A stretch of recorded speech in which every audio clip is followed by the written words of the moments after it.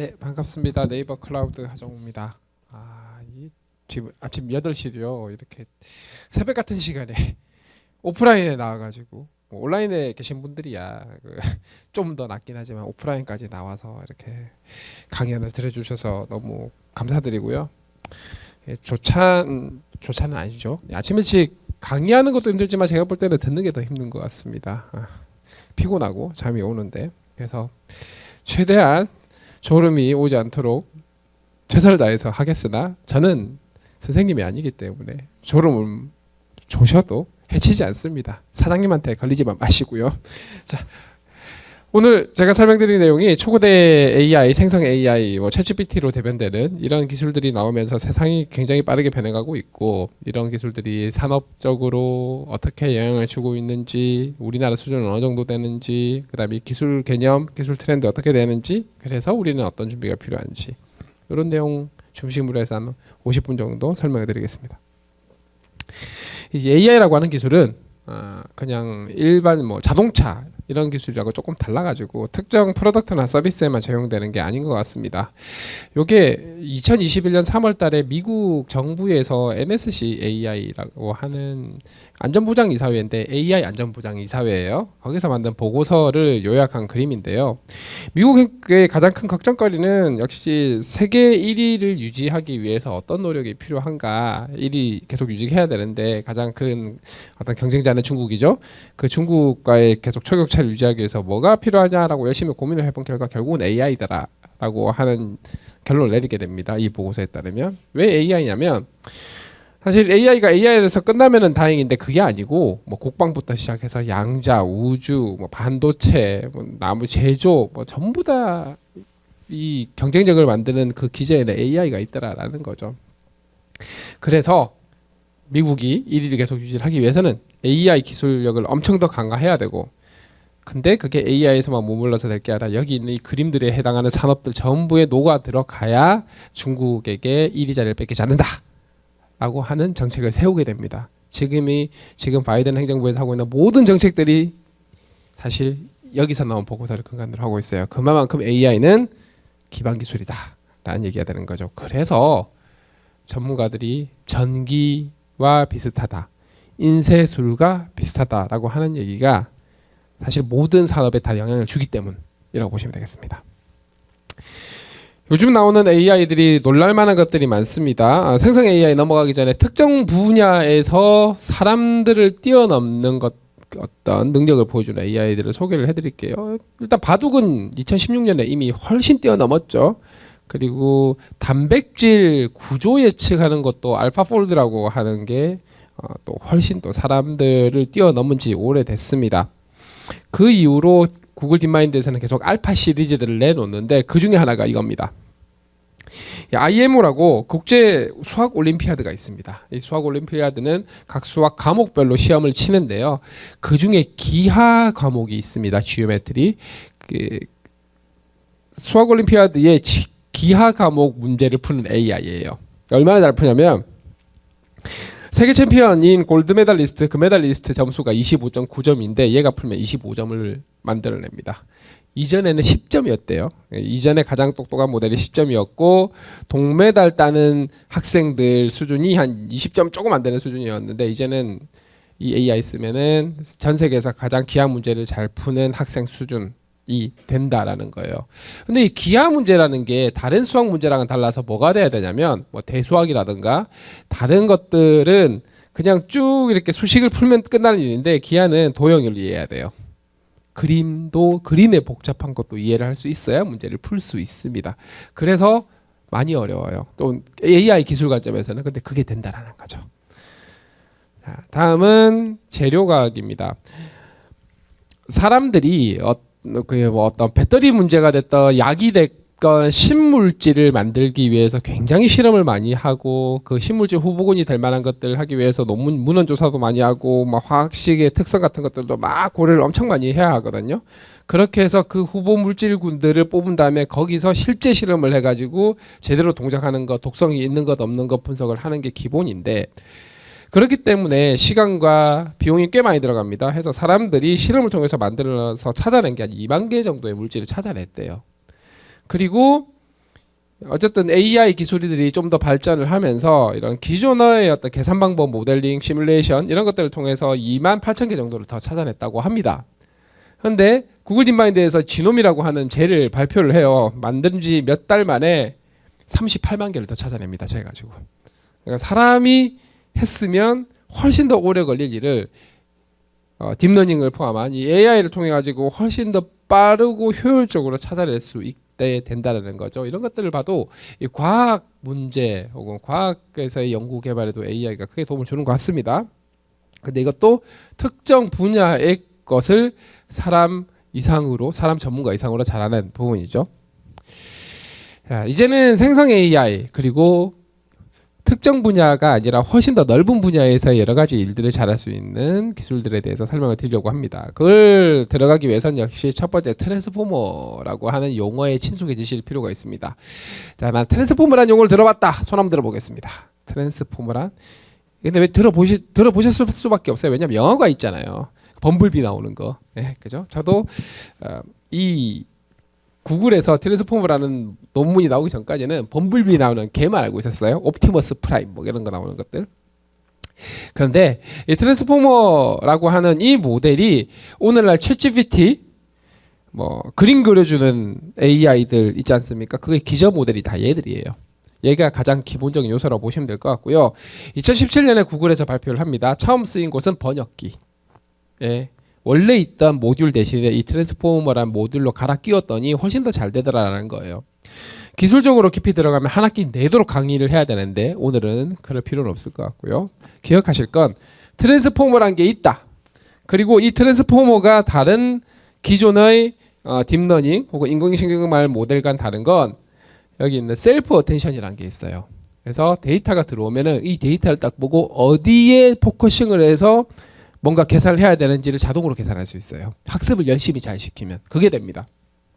그리고 그런 능력을 가지고 얘를 엄청나게 층을 깊이 쌓을 수 있고 엄청나게 크기를 키우면 오늘날의 챗GPT처럼 굉장히 글을 잘 쓰고 글을 이해도 잘하고 논리적 추론까지 할 수 있는 AI를 만들 수 있어요. 첫 출발은 트랜스포머의 발견이고요. 발명이죠. GPT 지금은 챗GPT 4가 나와 있지 않습니까? 뭐 5가 나온다는 얘기도 있고 4가 있다는 얘기는 3도 있고 2도 있고 1도 있다는 얘기겠죠. GPT 1이 있습니다. 사실 얘는 2018년에 나왔어요. 근데 대중의 이목을 심지어 연구자들의 이목도 많이 못 끌었습니다. 성능이 별로 안 좋았거든요. 근데 GPT-2부터 연구자들의 이목을 끌기 시작합니다. 저도 GPT-2 논문 보고 깜짝 놀랐거든요. 너무 글을 잘 써서 그 시절 기준으로. 지금 기준으로 보면은 뭐 글을 이따위로 써 이런 느낌이겠지만 2019년 1월 기준으로는 세상에 이런 게 된단 말이야 느낌이었습니다. 자, 그럼 보겠습니다. GPT 이 모델 구조를 한번 볼게요. 이렇게 생겨먹었어요. 얘를 좀 더 단순하게 그리면 이런 그림이 됩니다. 그리고 여기 있는 노움이란 게 있어요. 여기 노움이란 게 여기에 분홍색입니다. 분홍색이고요. 여기 있는 셀프 어텐션이 여기 있는 이 아이입니다. 자, 그리고 여기 있는 파란색이 하늘색이 여기 있는 노란색에 해당한다고 보시면 돼요. 그래서 이렇게 비교를 해보면 사실 다른 게 없습니다. 얘를 그대로 들고 와서 층 12층짜리 아파트를 세운 거다. 그게 GPT-1입니다. 물론 이 길이가 좀 더 기능하긴 했어요.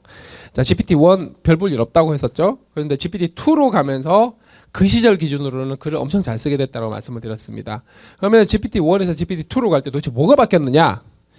가만히 유심히 보시면 틀린 그림 찾기 하듯이 유심히 보시면 이 분홍색이 이 노란색 위에 있던 게 주황색 위에 있던 게 아래로 내려옵니다. 그죠? 순서가 바뀌었어요. 그리고 숫자가 달라집니다. 12층짜리가 48층짜리가 되고요. 밑에 면적이 512짜리가 1024가 됩니다. 즉 얘네 순서 뒤바꾸고 크기만 키운 거예요. 크기 키운 만큼 데이터는 학습하는 문서의 양은 더 늘었겠죠. 그것만 했을 뿐인데 글을 훨씬 더 잘 쓰게 됩니다. 다음 GPT-2에서 GPT-3 넘어올 때까지 자, GPT-3 정도만 되면 이제 상상하기 힘들었던 저도 AI 연구자지만 GPT-3가 나오기 전까지는 이건 안 될 거야라고 생각했던 게 되기 시작했어요. 도대체 뭐가 그게 되게 만들었냐? 자, 보겠습니다. 틀린 그림 찾기입니다. 얘랑 다른 게 있나요? 하나도 없어요. 정말 하나도 없어요. 물론 여기서 미세하게 다른 게 있는데 이 그림상에서는 없습니다. 달라진 거라고 이제 숫자밖에 없어요. 2배로 늘고 얘도 2배로 늘고 사실 이 안에 들어가는 양도 훨씬 더 많이 늘어납니다. 크기 키운 거밖에 없어요. 크기를 그만큼 키웠으니 학습한 문서의 양도 훨씬 더 많이 늘려놓습니다. 얘가 소위 말하는 매개 변수 1750억 개짜리. 얘는 끼케야 보자 한 10억 개 되려나? 네, 10억 개, 20억 개가 1750억 개까지 점프를 합니다. 네. 그만큼 스케일을 키웠더니 세상 안 되던 게 되더라는 거죠. 그래서 우리는 이것을 규모가 만들어내는 혁신이라고 얘기를 합니다. 규모가 만들어내는 혁신이라는 얘기는 쩐이 만들어내는 혁신이기도 합니다. 그만큼 컴퓨팅 파워를 많이 써야 되고 그만큼 데이터를 많이 확보를 해야 되고 전기도 많이 써야 된다는 거죠. 그리고 이 규모라고 하는 거는 소위 말하는 모델의 크기 혹은 매개 변수의 숫자, 파라미터의 숫자 뭐 이런 얘기들을 하는데 정확하게 얘기를 하면은 앞서서 모델 크기가 커졌다고 했죠. 모델 크기가 커진 만큼 학습한 문서의 양, 데이터의 양도 늘렸다고 얘기를 했습니다. 그래서 학습한 데이터의 양과 모델의 크기의 곱이 우리는 학습에 사용된 공부하는 데 들인 에너지의 양, 연산량이라고 얘기를 하고요. 그 연산량을 영어로 플랍스라고 얘기를 합니다. 그래서 얘가 커지는 게 실제로 규모가 커진다라고 얘기를 하는 거예요. 그래서 오픈 AI가 2020년에 GPT-3를 발표를 했는데 그때는 어차피 이게 더하기 빼기 곱하기 하는 거거든요. 컴퓨터 내에서 그 더하기 빼기 곱하기 하는 연산량의 수가 10의 18승번을 했었습니다. 근데 딱 2년 만에 이게 10의 7승이면 1000만이죠. 1000만 배가 더 늘어납니다. 1000만 배 더 많은 연산을 해가지고 애가 더 똑똑해졌다는 얘기예요. 그렇게 증가를 했고 실제로 이 증가되는 속도가 시간이 지남에 따라 로그 스케일로 증가하게 됩니다. 이게 로그 스케일이니까 실제로는 지수승으로 증가하게 된다는 거죠. 네, 기하급수적으로 저희 학습에 애를 공부시키는 데 들이는 규모가 지수승으로 증가를 하게 되고 지수승으로 똑똑해지고 있다는 뜻입니다. 자, 이렇게 지수승으로 똑똑해지다 보니까 이런 것들이 돼요. 원래는 이게 되는 줄 몰랐는데 사람들이 발견을 한 겁니다. 여러 가지 GPT-3가 나오기 전까지 발견되지 않았던 새로운 어떤 현상이 발견이 되는데 그 중에 하나가 그냥 예시만 보여줘도 그 예시를 따라서 그대로 따라하는 능력이 발생을 하고요. 자, 여러분들 챗GPT 쓰실 때 뭐 따로 가르치지 않고 그냥 뭐 시키면 어지간한 것들은 다 하잖아요. 시 쓰라면 시 쓰고 그다음에 요약해달라면 요약해주고 번역해달라면 번역해주고 번역 데이터를 뭐 보여주지도 않았어요. 근데 다 하잖아요. 그런 능력이 첫 번째고 두 번째는 이 능력입니다. 사람이 어떻게 쓰다가 발견한 건데요. 자 보실게요. 위에 거는 보실 필요 없고요. 자 제로샷 케이스입니다. 제로샷이 뭐냐면 일을 시킬 때 자 우리가 그 이런 챗GPT 같은 거 할 때 보통 보면 그냥 건배사 하거나 만들라 그러면 잘 못 만들거든요. 자 건배사라 하면 이렇게 만드는 거야 라고 예시 몇 개를 보여주면 훨씬 더 잘합니다. 쓰실 때 그렇게 쓰시면 되고요.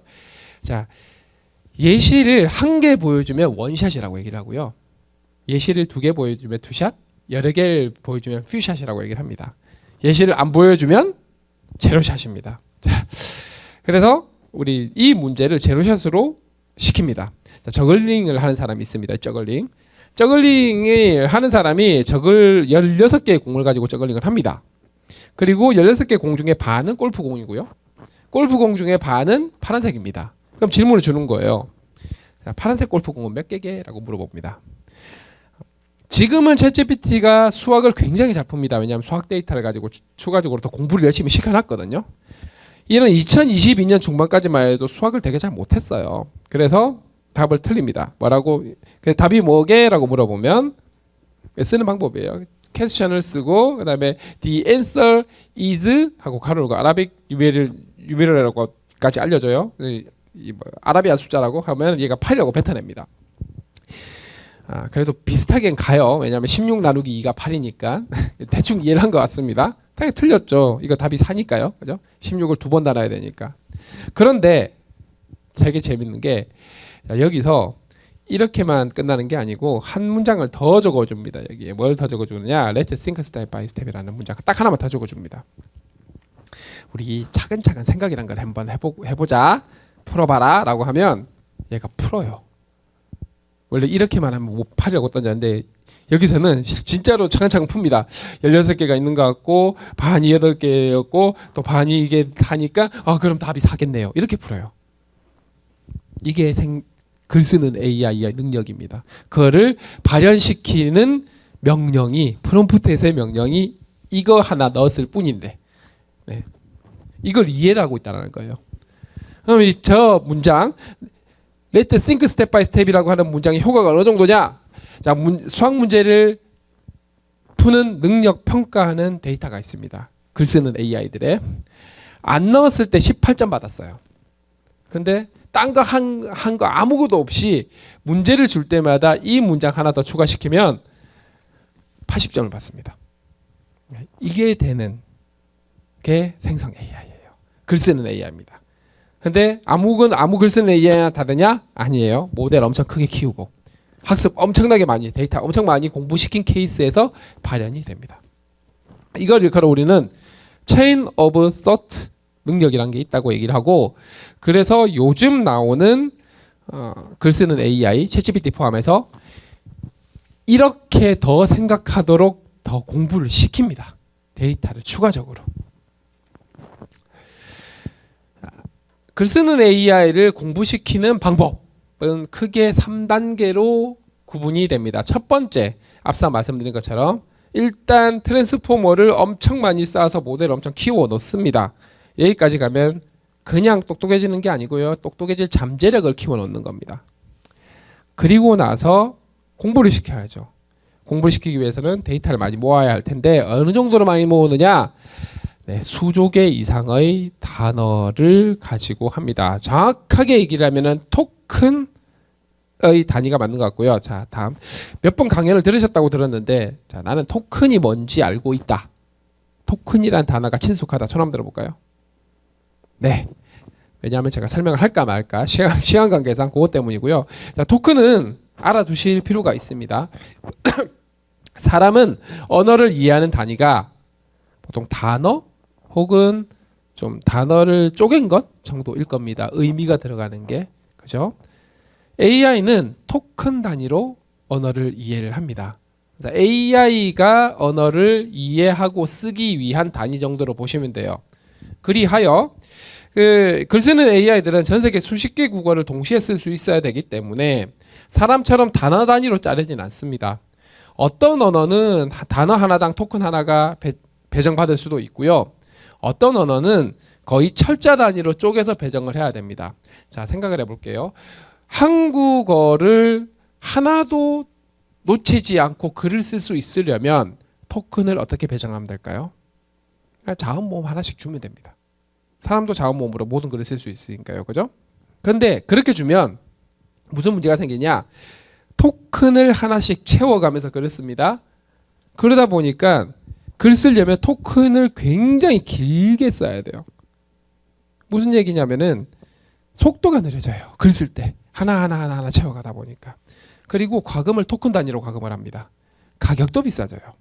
그래서 이 글로벌 빅테크에서 만든 글 쓰는 AI들은 영어는 거의 단어당 토큰을 하나 매핑을 해줘요. 특히 자주 쓰이는 용어가 단어 같은 경우면 단어당 토큰, 경우에 따라서 수거 하나당 토큰을 만들어줍니다. 그리고 또 부족할 수 있으니까는 알파벳당 토큰도 만들어놨어요. 그래서 어지간한 표현들은 단어로 탁탁탁 채우기 때문에 굉장히 빨리 씁니다. 영어가. 자, 챗GPT 써보신 분들 아시겠지만 영어가 한국어보다 훨씬 빠릅니다. 글 쓰는 속도가. 그게 토큰이 영어에 최적화되어 있어서 그런 거예요. 자, 어쨌든 그래서 그 토큰 단위로는 수조 개 이상의 토큰을 가지고 이 큰 모델을 학습을 열심히 시킵니다. 어떻게? 토큰 가리고 토큰 맞추기로. 자, 나는 집에 가서 밥을 다음에 어떤 단어가 올까요? 뭐 먹는다 아니면 먹었다 아니면 먹을 거다 이런 거겠죠. 사람들이 이걸 어떻게 아느냐? 살아보면서 그런 표현을 엄청 많이 본 거예요. 근데 애기들한테 물어보면 모를 수도 있어요. 많이 못 봤으니까. 똑같습니다. 얘도.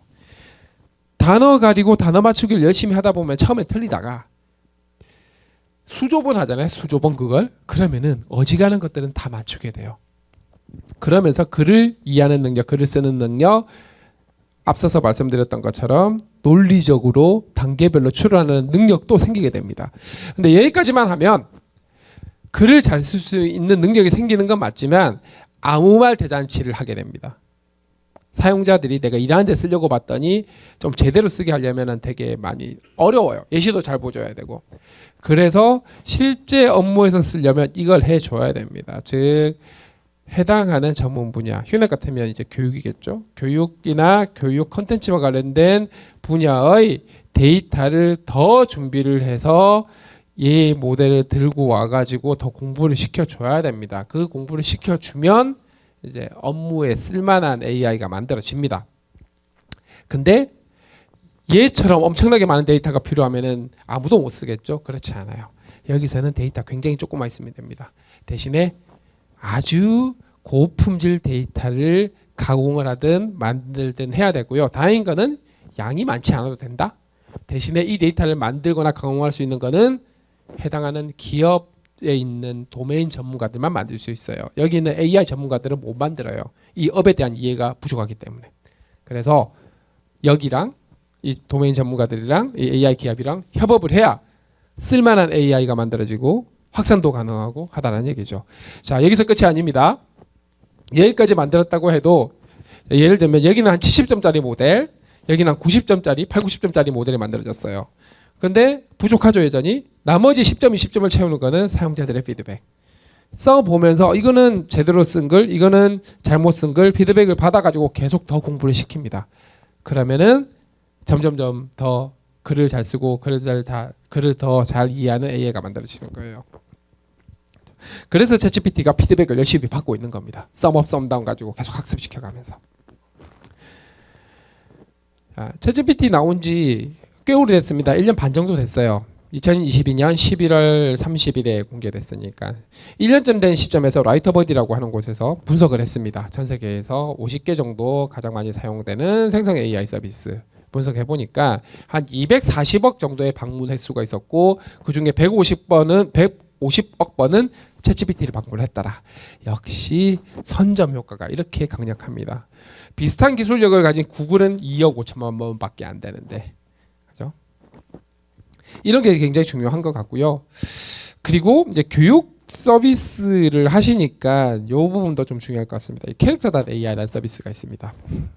구글에 있던 사람들이 엔지니어들이 나와서 만든 회사인데 이 페르소나 챗봇이에요. 아인슈타인 챗봇이라는 신기한 걸 만들어놨거든요. 생성 AI 서비스 중에 전 세계 두 번째로 방문자 수가 많습니다. 무려 40억 회.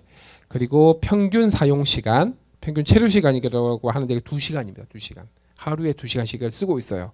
자, 여기 계신 분들 대개 돌아가시면 가족 구성원들과 2시간씩 얘기하시나요? 안 하시죠? 네. 제가 저희 와이프랑 2시간 얘기하면 그건 100% 싸운 겁니다. 그런데 2시간씩 얘를 붙잡고 얘기를 하면서 재미있게 놀 수 있다라는 거는 그만큼 사용자들의 가려운 포인트를 잘 긁어서 기획적으로 잘 만들었다라는 거예요. 이 친구들이 챗GPT 평균 사용 시간이 10분이 안 되거든요. 그러면 여기보다 기술이 좋을 리는 없잖아요. 서비스 시나리오입니다. 사용자들이 어떤 걸 원하는지. 오른쪽은 고민거리입니다. 전 세계에서 생성 AI를 많이 사용하는 나라 랭킹 20위를 뽑았는데 미국이 1등인 건 당연하고요. 동남아 아세안 국가인 인도네시아나 필리핀이 있습니다. 여기는 인구가 많기도 한데 이 많은 인구들이 열심히 쓰면서 엄청 쓰면서 뭔가 확산이 되어가고 그들의 역량으로 만들어가고 있다는 거예요. 일본도 적지 않습니다. 우리나라가 없어요. 생성 AI 기술력은 전 세계 3위 뭐 이런 얘기를 하는데 기술만 있으면 뭐합니까? 사람들이 쓰질 않는데. 그래서 걱정입니다. 이런 기반 기술은 쓰면서 많은 산업들에 녹아들고 일상생활에 녹아들고 그래서 혁신이 만들어져야 되는데 그게 안 되고 있기 때문에 고민거리인 거고 그래서 휴넷에서 좀 도움을 주셨으면 좋겠다는 생각입니다. 훨씬 더 많은 기업들에게 이게 중요합니다라고 알릴 필요가 있어요. 사람의 데이터를 얼마나 많이 학습을 했던지 모델이 커졌으니까요. 그리고 데이터라고 하는 게 대부분은 특히 문서라고 하는 게 대부분은 사람들이 만들어내니까요.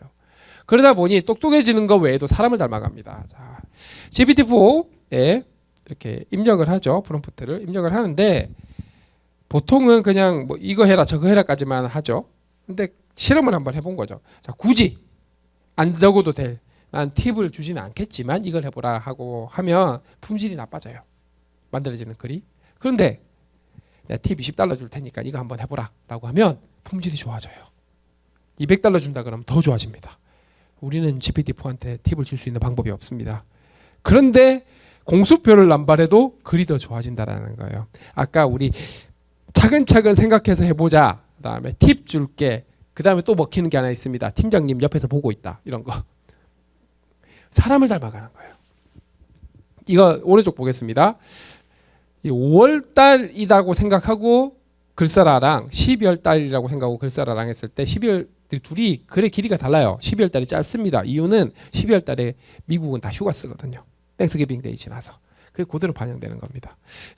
그래서 사람의 데이터로 학습을 했기 때문에 사람의 행동 양식이 AI에게 고스란히 반영된다라는 사실을 염두에 두시고 A를 일시키면 돼요.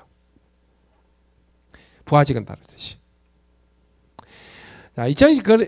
자, 올해 생성 AI 트렌드는 뭐가 될 것인가?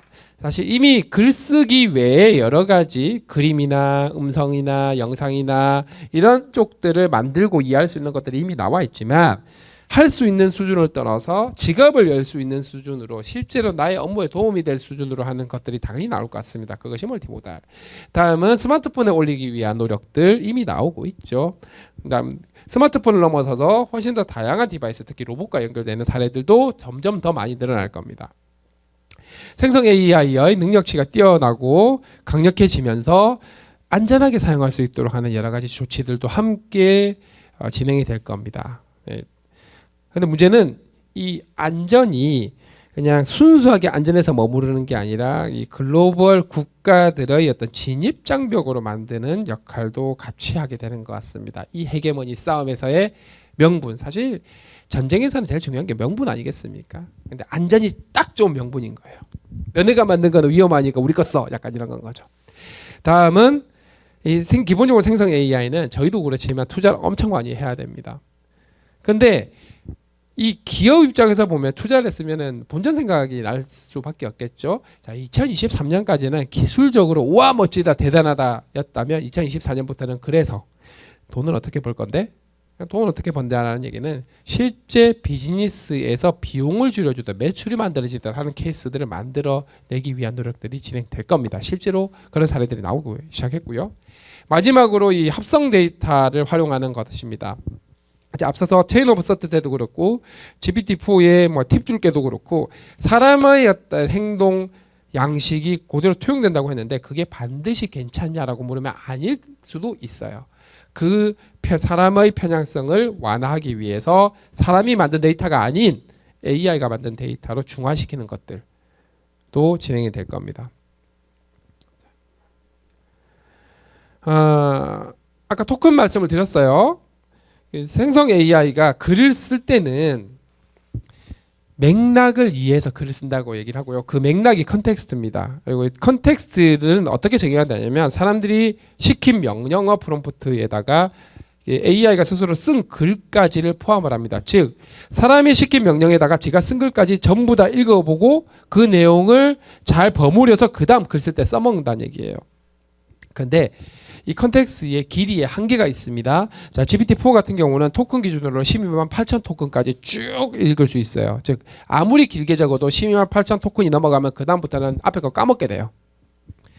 그런데 구글 제미나이가 2월 달에 발표한 제미나이 1.5에서 이 토큰의 길이를 100만까지 늘려놓습니다.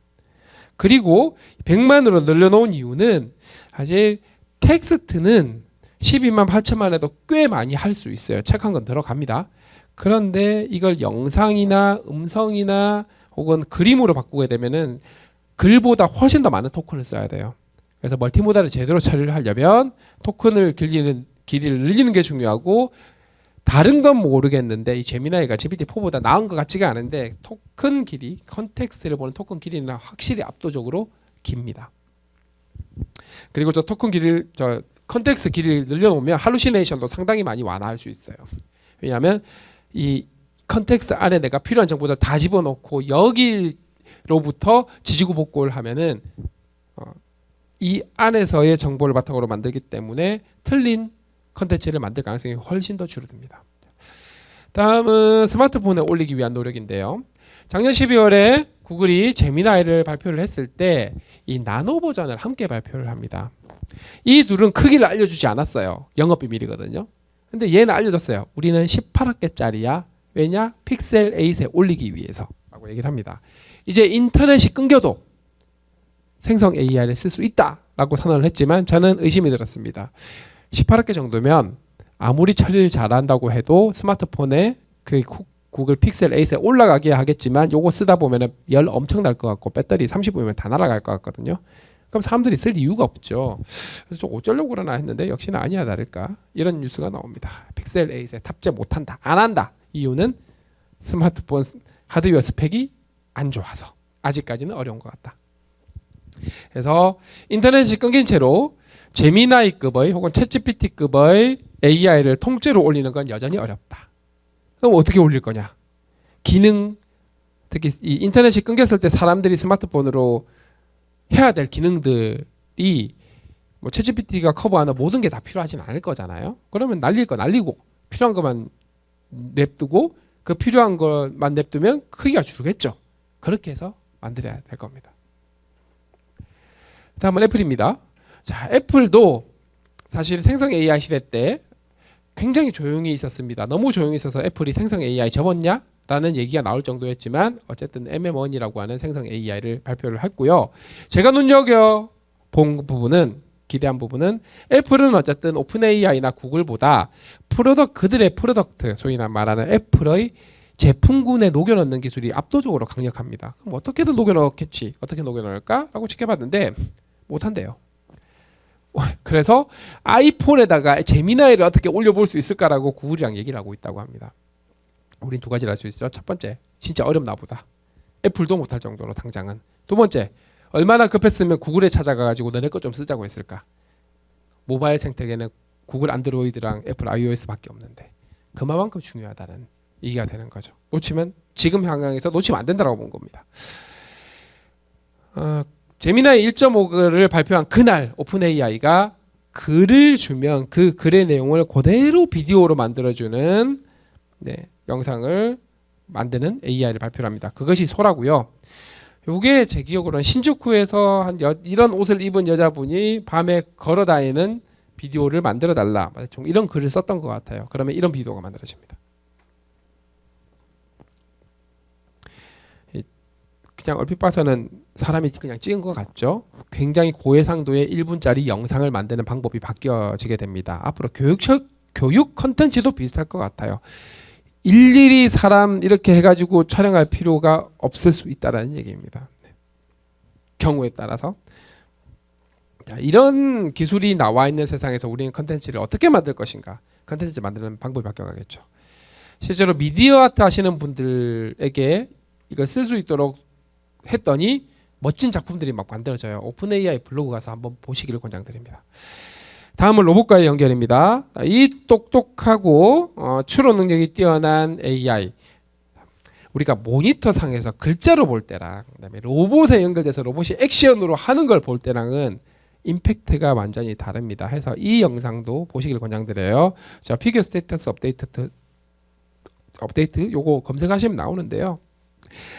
이 남성분이 로봇이랑 대화를 하면서 배고프다고 얘기를 하니까 로봇이 이 테이블 위에 있는 여러 가지 물건들 중에 사과를 떡 집어서 줍니다. 왜 주냐 물어보니까 여기서 먹을 수 있는 게 이거밖에 없어서요 하고 주는 거예요.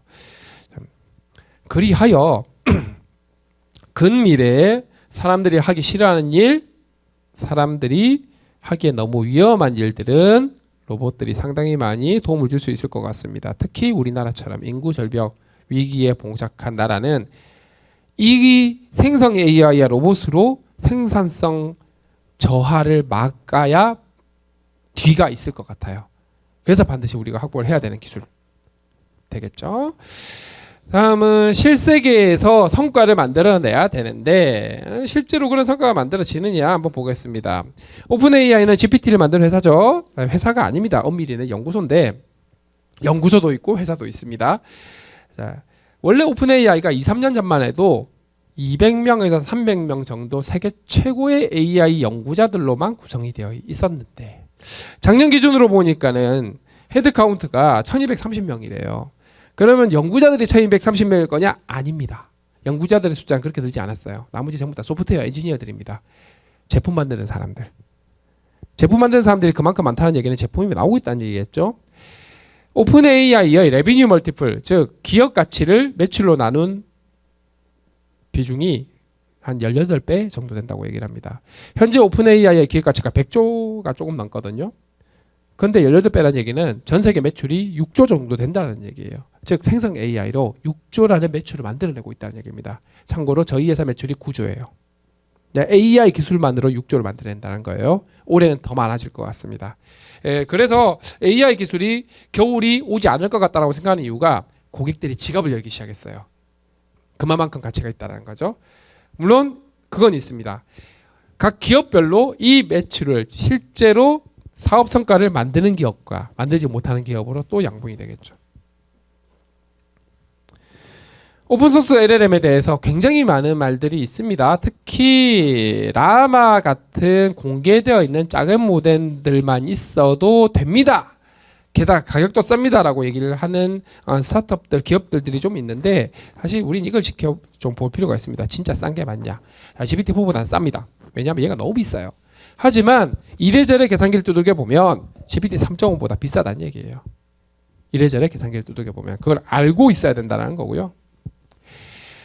오픈소스 거대 언어 AI의 역시 대표주자는 라마일 텐데 이 라마가 3 버전이 나왔습니다. 이것 때문에 생태계가 한번 뒤집어지는 느낌입니다. 라마 3는 라마 2랑은 달라서 15조 개 토큰 가지고 학습을 시켰어요. 같은 모델 크기임에도 불구하고. 그래서 상당히 강력한 경쟁력을 보여주고 있고 모델을 통째로 공개를 해서 누구나 쓸 수 있도록 만들어놨기 때문에 이 모델을 가져다가 이런저런 것들을 하는 사례들이 많이 나오고 있습니다. 실제로 국내에 있는 스타트업들도 한국어 데이터를 좀 더 학습을 시킨 것들도 공개를 하고 있어요. 그래서 구글이나 오픈 AI는 라마 2까지는 그렇게 긴장을 안 했는데 3를 보면서 조금 긴장을 하게 될 수도 있을 것 같습니다. 자, 그런데 한국에서 쓰려면은 쓸만한가? 일단 이 공개되어 있는 이 녀석 기준으로 보면 써보니까 여전히 한국에 대한 이해도가 높지는 않은 것 같습니다. 독도 어느 나라의 땅이냐라고 저희가 물어봤거든요. 베트남 땅이랬다가 중국 땅이랬다가 일본 땅이랬다가 한 번을 한국 땅이라고 얘기를 안 하네요. 역시 우리의 지식, 우리나라의 역사는 우리가 챙겨야 된다라는 교훈이고요. 어쨌든 이렇게 글로벌 빅테크가 목숨 걸고 달려드는 이유는 경제적 파급 효과 때문이라고 보입니다. 생성 AI의 경제적 파급 효과, 생산성 혁신에 있고 그 생산성 혁신의 효과는 무려 2조 6천억 달러에서 4조 4천억 달러 정도. 우리 돈으로 치면 5,500조 원입니다. 우리나라 1년 예산이 500조입니다. 참고로 10년어치 예산만큼의 효과가 나옵니다. 그리고 대부분의 이런 생산성 향상 효과는 고객 관리, 마케팅, 세일즈, 소프트웨어 개발, 엔지니어링 그리고 R&D라고 합니다. 이 영역은 사실 인더스트리를 가리지 않아요. 제가 볼 때 휴넷도 R&D는 제가 확실히 잘 모르겠고 이 세 개는 해당되는 것 같습니다. 그렇죠? 그래서 이 영역의 중요한 기업, 인더스트리는 생성 AI의 도움을 받지 않고 그대로 가다가는 도태되기 딱 좋다는 뜻입니다. 그럼 도대체 무슨 근거로 이게 가능한 거냐? 사실은 이 업계에 있는 그 작업자들, 워커들이 일하는 방식이 바뀐다는 거고요. 이분들의 능력이 좋아진다는 건데 일하는 분들 도대체 뭘로 좋아지느냐? 이 사람들이 일을 쭉 하는데 그 일들 중에 일부는 생성 AI의 컨텐츠 만드는 능력으로 자동화가 된다는 거예요.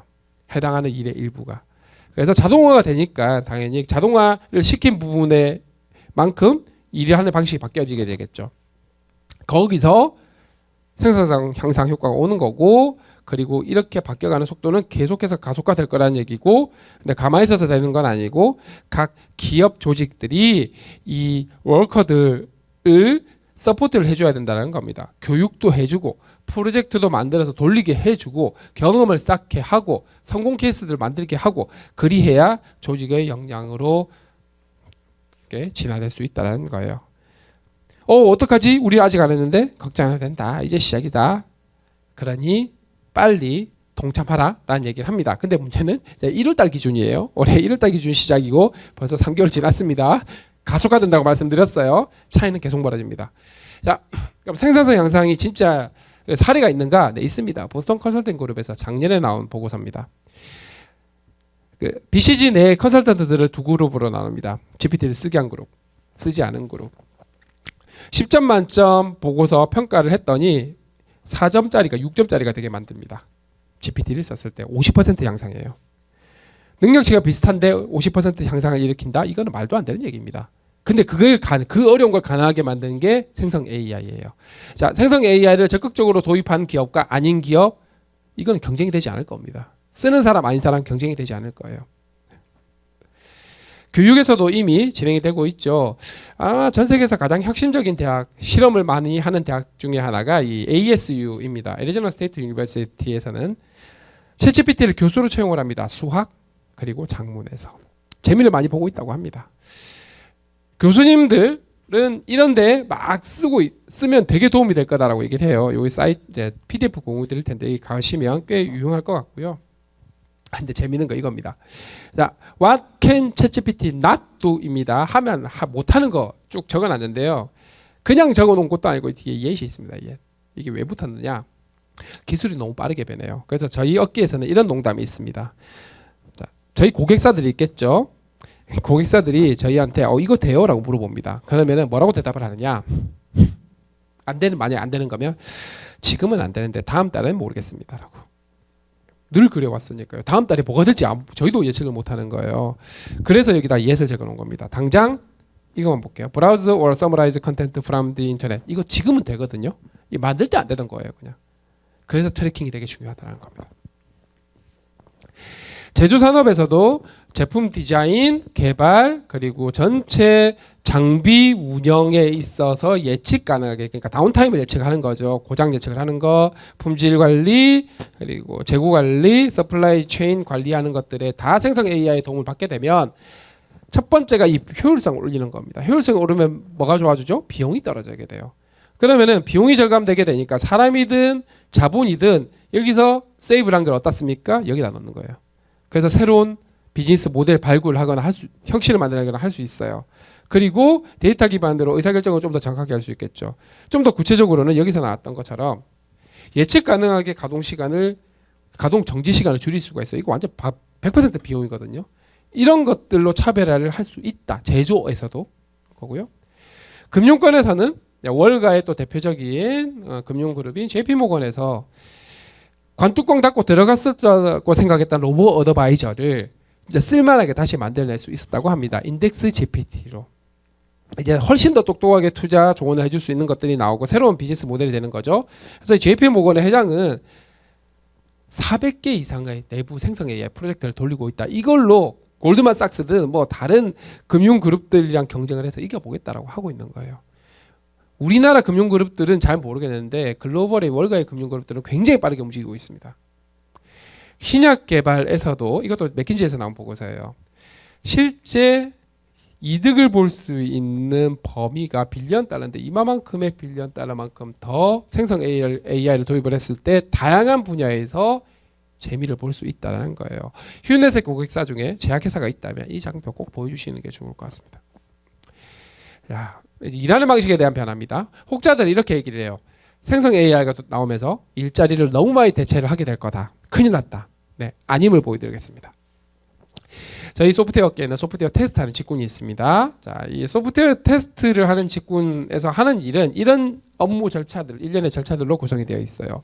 요구사항 정의하고 테스트 계획 수립하고 테스트 디자인하고 리뷰를 합니다. 그러면 테스트 케이스를 준비를 해요. 테스트 케이스 준비됐으니까 실행을 하겠죠. 실행하고 나면은 보고서 나옵니다. 그중에 오류 보고서도 나오겠죠. 오류 보고서 있으니까 수정을 해야죠. 수정하고 나면 똑바로 고쳐졌는지 테스트를 다시 합니다. 통과하면 배포. 이거 지금까지 사람이 다 했어요. 근데 이 중에 숫자 있는 것들은 AI가 할 수 있는 것들입니다. 사람이 다 할 필요가 없어요. 이런 것들 AI한테 맡기면 됩니다. 사람은 뭐하냐? AI가 못하는 이런 것들 해야죠. 이런 것들이 뭔가 봤더니 문제 정의하는 거, 문제 도출하는 거, 책임져야 되는 거. 사람은 여기서 AI랑 경쟁할 생각하지 말고 이쪽에서의 능력을 키워야 됩니다. 이것이 일하는 방식의 변화.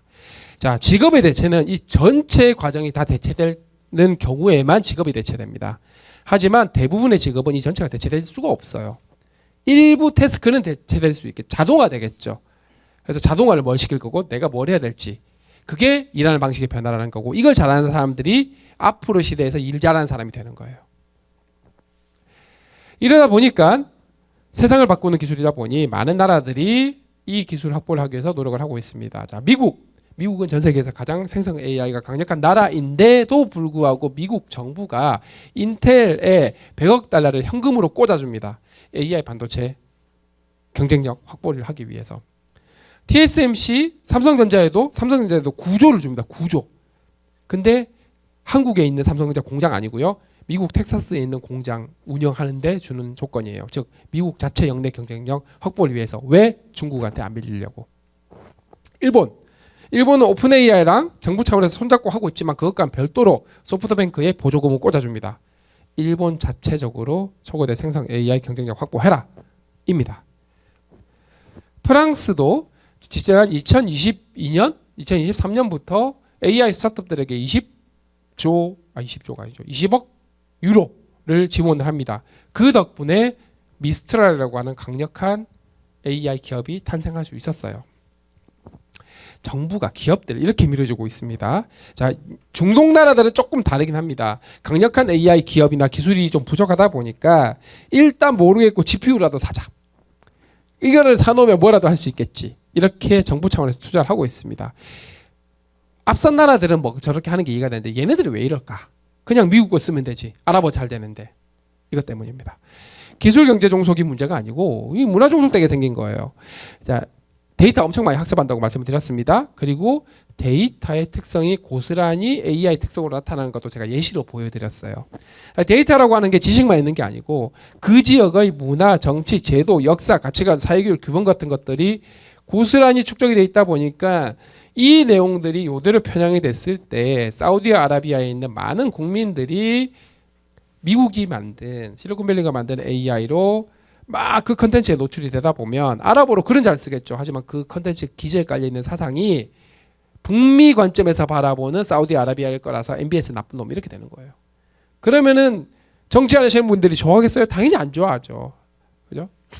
해서 각 지역 국가의 정체성이 사라지게 될 수도 있는 위험이 있습니다. 대표적인 케이스가 이런 거예요. 자, 클로드3라고 엔트로픽이라고 하는 회사가 있습니다.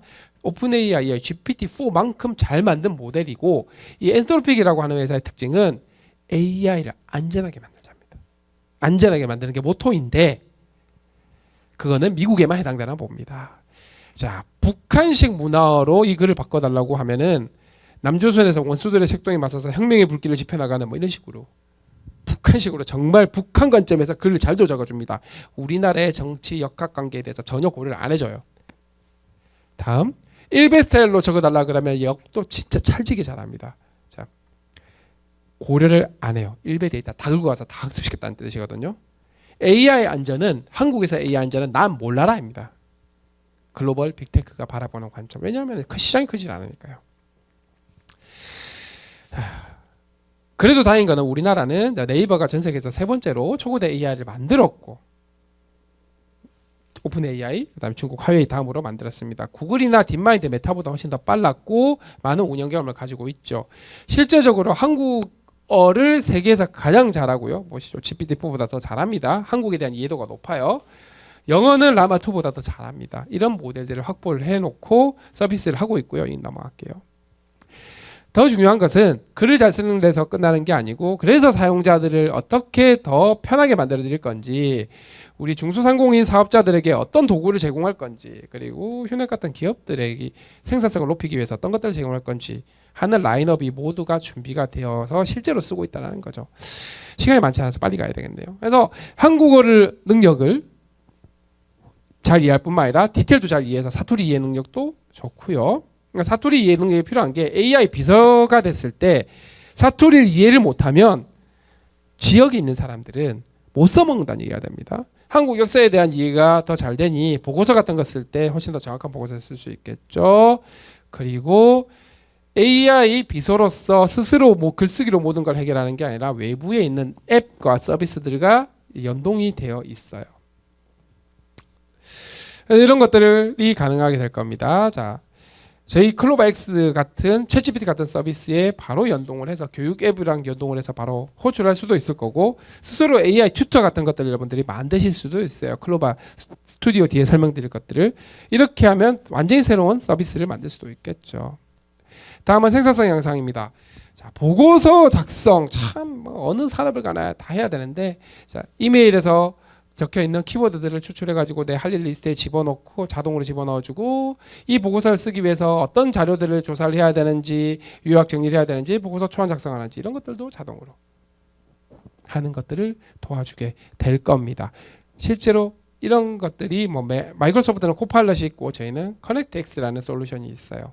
이게 되면 일주일 내내 해야 될 일이 하루 이틀 만에 끝나고 하루 종일 해야 될 일들이 한두 시간 만에 끝난다면 이제 여러분들의 업의 본질에 충실하게 될 겁니다.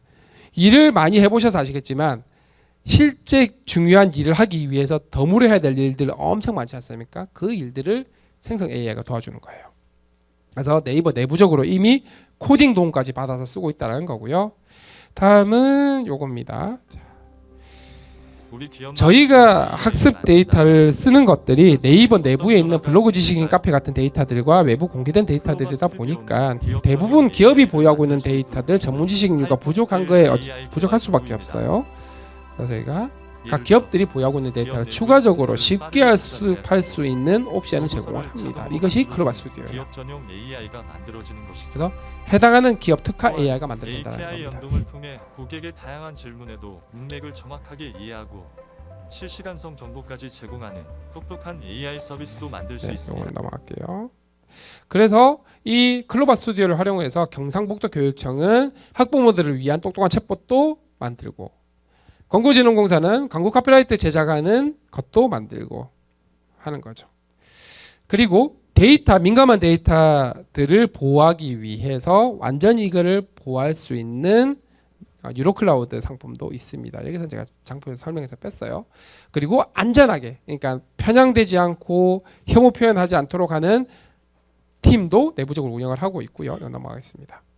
반도체 부분도 이 학습 인프라를 확보하는 게 부족하다 보니 인텔이랑 협업을 하고 있고요.